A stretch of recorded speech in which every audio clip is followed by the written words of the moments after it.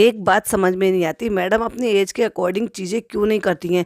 क्यों वो उनको बचकानी सारी चीज़ें करनी होती, क्यों उनको लटके झटके दिखाकर इस तरह से सब कुछ करना होता है, जो बहुत ही ज़्यादा ऑकवर्ड लगता है। अभी जो लेटेस्ट व्लॉग आया है उसमें किस तरह से बालों को हिला हिला के, गर्दन को हिला हिला के, बिल्कुल एकदम बहुत ज़्यादा ऑकवर्ड लग रहा था। और वो किस तरह से बातें करी थी। और एक चीज़ और नोटिस की, आप एक ही जगह बैठ के पूरा व्लॉग बना दिया है, कुछ कुछ क्लिपिंग जोड़ दी है, क्योंकि कंटेंट नाम की कोई चीज़ इनके पास बची नहीं है। और क्या उसमें किया है, आइए रिव्यू करते हैं शुरू। Hi friends, welcome back to Shabnam Gehlot reviews. Video पसंद आए तो लाइक शेयर कीजिएगा, चैनल पर पहली बार आए हैं तो सब्सक्राइब जरूर कीजिएगा और बेल आइकन बिल्कुल प्रेस कर दीजिएगा, जिससे कि मेरी आने वाली वीडियो की नोटिफिकेशन आपको पहले ही मिल जाए।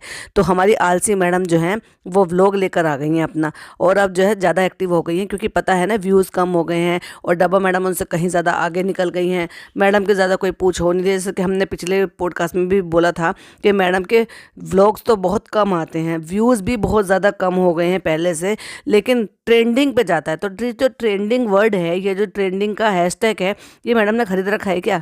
अगर खरीद रखा हो या ऐसा कहीं बिकता हो तो प्लीज़ मुझे भी ज़रूर बताइएगा, क्योंकि मुझे ऐसा लगता है कि जैसे मैडम ने ये खरीद रखा है।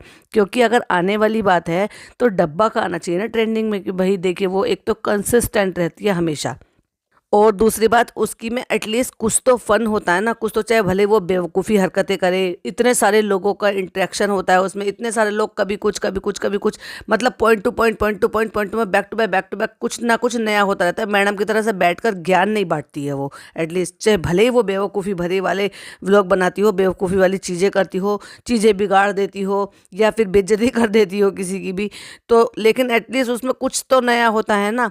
ऐसे नहीं है ना मैडम की तरह से बस बैठ गई हैं एक ही तरह के कपड़े पहन के और बस ज्ञान बांटना शुरू कर दिया, और फिर जो ज्ञान की देवी है ना उसका बैठकर ज्ञान सुन लीजिए, ऐसा नहीं है। तो मैडम जो है वो खा रही हैं क्या, सुठोरा, वो बनाया जिसका नाम मैडम से 3 से 4 बार लेने में नहीं आया था, और उसको बैठकर खा रही हैं और लव यू कर रही हैं। लव यू तुम जरा एक बात बताओ, इतने सारे चंगू मंगू पाल रखे हैं, क्या उनसे आप ये कटिंग चॉपिंग नहीं करा सकती थी? जो उस बेचारी को, बीमार को, जो कि डायबिटिक पेशेंट है और इतनी मेहनत कर रही है तुम्हारे लिए अलग से, अपनी बहन के लिए अलग से, अपनी भांजी के लिए अचार अलग से, मतलब कहने का ये है कि जितना भांजी ने और आपने दोनों ने मिलके उसके ऊपर या उसकी बेटी के ऊपर खर्चा किया, उससे कहीं ज़्यादा आपने उनसे वसूल लिया। और इसी के रिगार्डिंग हमने पिछला पॉडकास्ट बनाया था, जिन्होंने नहीं सुना है प्लीज़ उसको भी ज़रूर सुनिएगा, तब आपको समझ में आएगा कि हमने पिछले पॉडकास्ट में क्या बोला था और अब आज हम इससे किससे रिलेटेड बात कर रहे हैं। तो कहने का मतलब यह है कि इतना ग्रैंड सेलिब्रेशन किया है, लेकिन इतने सारे, देखो जब वो आई थी, डब्बा आई थी और वो ये पूछ रही थी कि कट गया ये, तो आप देख रहे थे कि जो कुछ जो ड्राई फ्रूट है बहुत सारे वो कटे हुए थे, मतलब भगोना, इतना बड़ा भगोना वो भरा हुआ था, जिससे किससे, 3 से 4 चीज़ों से, और जबकि काजू अलग थे, मखाने अलग थे और गोला अलग था।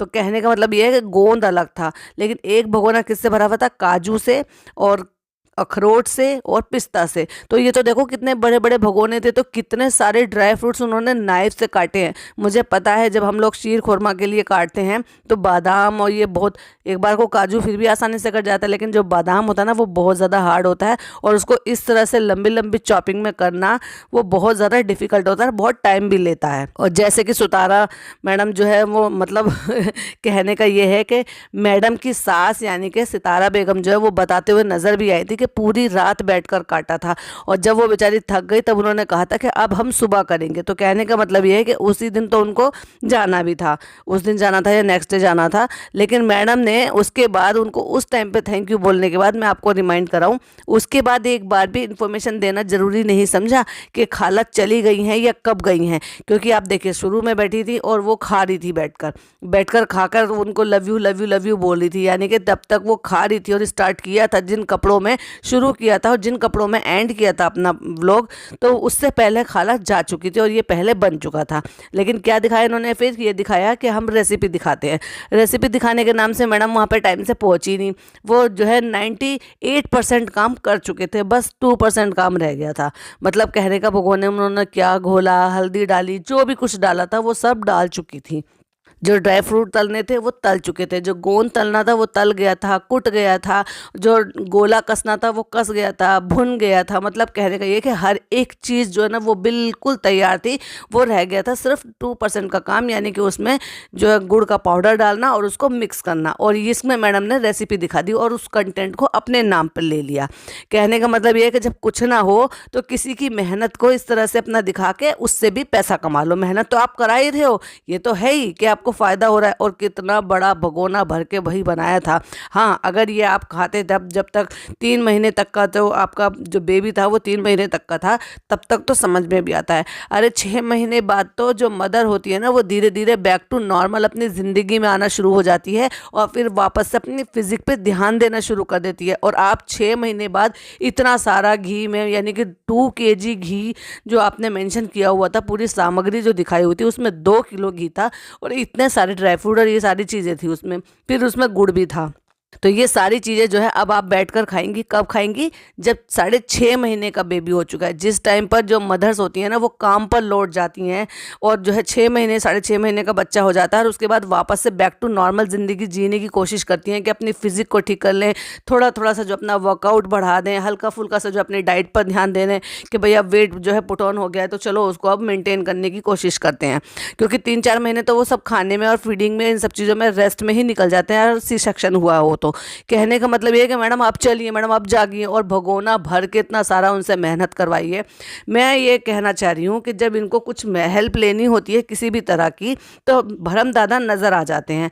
कहने का मतलब ये है कि भरम दादा ने ये बैठ कर चॉपिंग क्यों नहीं कराई, क्यों रात भर तक उनको जागना पड़ा, क्यों नहीं धर्म दादा ने, या जो वो दूसरे चंगू मंगू, एक और भी तो है ना इनका जो निक्कू भिक्कू है, वो भी तो वो चॉपिंग और ये सब चीज़ करनी आती है ना। बैठ जाते, कटवाते, अपने ऊपर बैठ के बुलाते और वहाँ पर बैठकर कहती आइए यहाँ पर बैठकर हम एक एक चाकू ले लेते हैं और आपकी मदद करते हैं और सारे ड्राई फ्रूट्स को कट कर लेते हैं। तो बात समझ में आती कि चलो ठीक है, आपको उनके हाथ का टेस्ट चाहिए, आपको बनाना नहीं आता, लेकिन आप चाहते हैं कि उनसे अकेले से ना बनवा कर आप उनकी हेल्प कर दें। तो कहने का मतलब ये है कि बेचारी ने, उसने अकेली ने इतने सारी चीज़ें वो काटी हैं, ये सब किए। हाँ, थोड़ा सा हमें काटते हुए थोड़ा फनी भाई भी नज़र आए थे जो कि एक थाली को लेकर बैठे थे, लेकिन वो कितनी देर काटे और कितने काटे थे ये तो भाई वो बेहतर जाने, क्योंकि पूरा तो हमें देखने को नहीं मिला था, लेकिन वो लेकर ज़रूर बैठे थे हेल्प के लिए। एटलीस्ट उसने कोशिश तो की थी, ट्राई तो किया था। तो बस कहने का मतलब ये है कि अच्छी तरह से जिस पे भी आप खर्चा कर रहे हो उसको पूरी तरह से निचोड़ लो, जो वो इन्होंने करके दिखा भी दिया। बन गई है और उसके बाद कह दिया है कि ये अभी ऐसे खेलता है। और फिर उसके बाद नेक्स्ट डे हो जाता है। नेक्स्ट डे फिर वो चप्पल का ड्रामा दिखाती हैं कि 2 तरह की चप्पल पहन के घूम रही हूँ। फिर उसके बाद कहती है मेरा बाहर से खाने का मन कर रहा था, हमारे यहाँ ये बहुत अच्छा मिलता है, तो मैडम ने बाहर से मंगा कर खाना खा लिया। अब आता है फाइनली वो दिन जिस दिन मैडम, ऐसा हो ही नहीं सकता कि मंडे हो, शूट डे हो और मैडम खाना ना भेजे। और ये तो अब झूठ बोलती हैं, कोरा झूठ बोलती हैं, ये 100% झूठ बोलती हैं कि मैं शूट डे वाले दिन नहीं गई। ये पर डे जाती हैं वहाँ पर, लेकिन वो अलग बात है कि व्लॉग में ये झूठ बोलने लगी हैं कि मैं नहीं जा रही हूँ या मैं नहीं गई हूँ। ठीक है, हो सकता है शूट डे वाले दिन ना जाती हूँ, लेकिन उनकी जो प्रैक्टिस चलती रहती है पूरे हफ्ते, ये पूरा वीक वहाँ पर जाती हैं बेबी को लेकर। और ये स्पोर्ट भी होती हैं, वो एक अलग चीज़ है कि इन्होंने अब रास्ता बदल दिया है। अब ये पीछे के रास्ते से जाती हैं, आगे के रास्ते से नहीं जाती हैं, क्योंकि वो डांट पड़ चुकी है ना फराह मैम से। तो कहने का मतलब ये है कि अब बनेंगे क्या बनेंगे, इन्होंने क्या ठेका ले रखा है ना। एक काम करें ना, वहाँ का कैटरिंग बिजनेस आप ले लीजिए, क्योंकि आपको बनाने का बहुत ज़्यादा शौक है, खिलाने का बहुत ज़्यादा शौक है, तो अच्छा है ना। और वैसे भी व्यूज़ कम आ रहे हैं और यूट्यूब का क्या पता कब तक का क्या हो क्या नहीं हो। और रही बात उसकी कि नए सीरियल और किसी और चीज़ का आपको ऑफर आ नहीं रहा है, क्योंकि वो तो आपने खुद ही ठुकरा दिया था। वो अलग बात है कि पहले मना कर दिया था कि मुझे बस अब काम नहीं करना, अब बस मुझे अपनी ज़िंदगी में आराम करना है, मैं, मेरा बच्चा और मेरी फैमिली, बस मुझे अपनी फैमिली को देखना है। मुझे वही पसंद था सदा से कि मैं हमेशा जो है अपना टिफ़िन बनाऊँ, इनको टिफ़िन भेजूँ, तो वो तो आप कर ही रहे हो।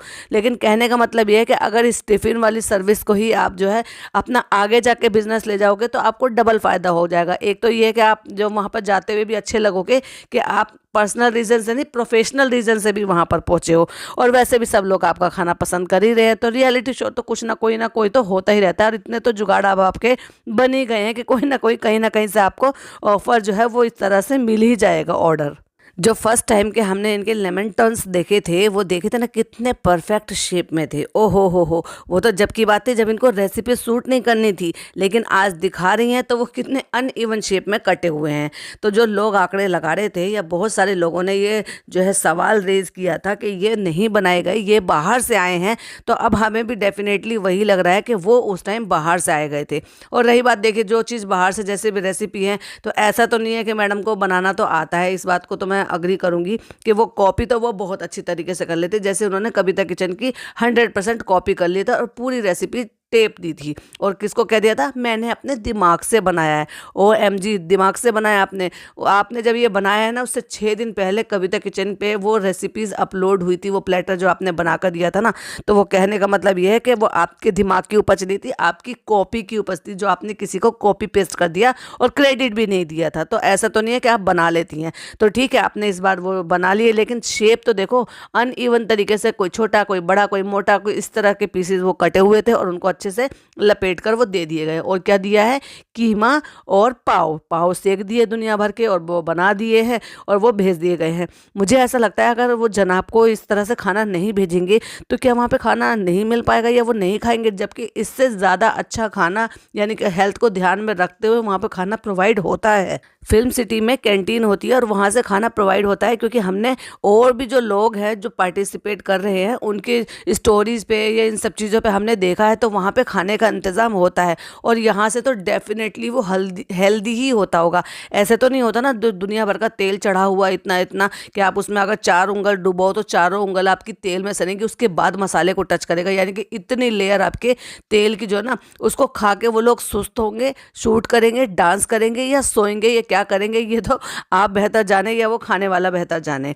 पर हम तो यही कहेंगे कि मैडम को इतनी ज़्यादा वो है ना, तो भाई एक कैटरिंग का बिजनेस खोल लो, आप भी लग जाओ अपने नंदोई के साथ साथ, और आप जो है आपका ज़्यादा अच्छा चल जाएगा, क्योंकि वो तो एक जगह लेकर बैठे हैं। लेकिन आपका तो एक रियलिटी शो चल रहा है एक चैनल पे, दूसरा रियलिटी शो चल रहा है एक चैनल पे, और इतने साल, जो 14-15 साल जो काम किया है, वो कब काम आएगा। तो आपको तो भर भर के ऑर्डर मिलेंगे, एक सेट का, फिर दूसरे सेट का, फिर तीसरे सेट का। तो ऐसे ऑर्डर पकड़ लीजिए मैडम, बहुत अच्छा चलेगा काम आपका। है ही क्या दिखाने के लिए, या तो रू बेबी है दिखाने के लिए, वो सो रहा है, जाग रहा है, खेल रहा है, उस बच्चे की प्राइवेसी नाम की कोई चीज़ नहीं है। और एकदम से कैसे, जैसे बच्चे एकदम से अचानक से आँख खोल लेते हैं ना, तो जैसे आँखें खोल लेते हैं, बड़ी बड़ी कर लेते हैं, तो वो ऐसे खोल के दिखा दी कि ये जाग गया है, मतलब ये खेलते खेलते नानी के साथ सो गया है, अब ये जाग गया है। मतलब आप कैमरा लेकर बैठी हुई थी कि अब ये सो रहा है तो भी मैं शूट कर लूँ, और जब ये जाग जाएगा और अपनी आंखें खोल लेगा तो भी मैं शूट कर लूँगी, क्योंकि मुझे यही तो दिखाना है, वीडियो की लेंथ बढ़ाकर, क्योंकि और तो कुछ आपके पास है नहीं। तो वो सही सुना है हमने, जो ये जो व्लॉगर्स होते हैं ना, जब उनको एक बेबी नाम का कंटेंट मिल जाता है ना, तो ये भी नहीं सोचते कि मैं अपने बेबी की लाइफ को किस तरह से डिस्टर्ब कर रहा हूँ, किस तरह से उसको परेशान कर रहा हूँ। बस अपना कंटेंट शूट करने से मतलब है, पैसा कमाने से मतलब है। ये तो वही वाली बात होगी ना, आप तो चाइल्ड लेबर करा रहे हो उनसे, एक तरीके से बच्चों से मेहनत करा रहे हो, उनके आराम में खलल डाल रहे हो, उनकी प्राइवेसी में खलल डाल रहे हो। भाई हगीज़ में पड़े हैं, कल को यही व्लॉग जो है पड़े रहेंगे, तो क्या पता उसको देखकर एम्बेरसिंग हो इस चीज़ के लिए कि भाई किस तरह से ऐसे आपने शूट कर लिया है। क्योंकि आने वाली जो जनरेशन होती है ना, वो पहले से भी ज़्यादा थोड़ी सी अलग और डिफरेंट होती है। पता नहीं वो क्या सोच रखेगा, स्कूल में जाएगा तो वो ये व्लॉग यहाँ पे यूट्यूब पे पड़े रहेंगे, तो वहाँ पे जो है इस हालत में भी देखेंगे। कहीं ऐसा होता है कि जो नीचे निक्कर पहना हुआ है वो पूरा खुला हुआ है, उसमें से हगीज़ दिख रहा है, कभी ऐसा हो रहा है कि हगीज़ पूरा भरा हुआ है, कभी ऐसा हो रहा है कि हगीज़ पहना हुआ है और जो है पैर पूरा खुला हुआ है, बॉटम नीचे से नहीं पहनाई हुई है। तो कहने का मतलब ये है कि हमने जितने भी व्लॉगर्स देखे ना, किसी को इस कंडीशन में अपने बच्चे को दिखाते हुए नहीं देखा जिस कंडीशन में ये दिखाती है। तो शूट करने की वजह से दोनों ही पेरेंट्स पगला गए हैं। अब ये भी बात कोई बताने की, ये बच्चा खेल रहा है, माशाल्लाह वो अच्छी तरह से खेल रहा है, अच्छी बात है बच्चे का खेलना, कि वो पैर का अंगूठा पी रहा है, ये कर रहा है, वो कर रहा है, फिर बैठ के गप्पे हाँकना, ऐसे बताना, अब ये ऐसे करने लगा, पिछले हफ्ते इसने पलटी मारी थी, अब इसने ऐसे किया था। भाई बच्चे ऐसे ही ग्रो करते हैं और ऐसे एक एक चीज़ करते हैं। अब आप एक काम करो ना, पूरा दिन आप कैमरा ऑन करके रखा करो, कितनी बार उसने छींका, कितनी बार उसने एक फिंगर उठाई, कितनी बार उसने एक पैर उठाया, कितनी बार उसने क्या किया, वो सब शूट किया करो। मेरे हिसाब से तो आप एक नंबर के लापरवाह जो हैं, और एक तरीके से मैं बस क्या कहूँ कि कंटेंट शूट करने की वजह से ना बिल्कुल सद्बुद्धि आपने खो दी है कि आप अपने बच्चे के साथ क्या कर रहे हैं। ये था मेरा एक मैडम की व्लॉग पे रिएक्शन। वीडियो पसंद आए तो लाइक शेयर कीजिएगा, चैनल पे पहली बार आए तो सब्सक्राइब कीजिएगा। मिलती हूँ एक और नई वीडियो के साथ। टिल देन बाय बाय, अल्लाह हाफिज़, टेक केयर।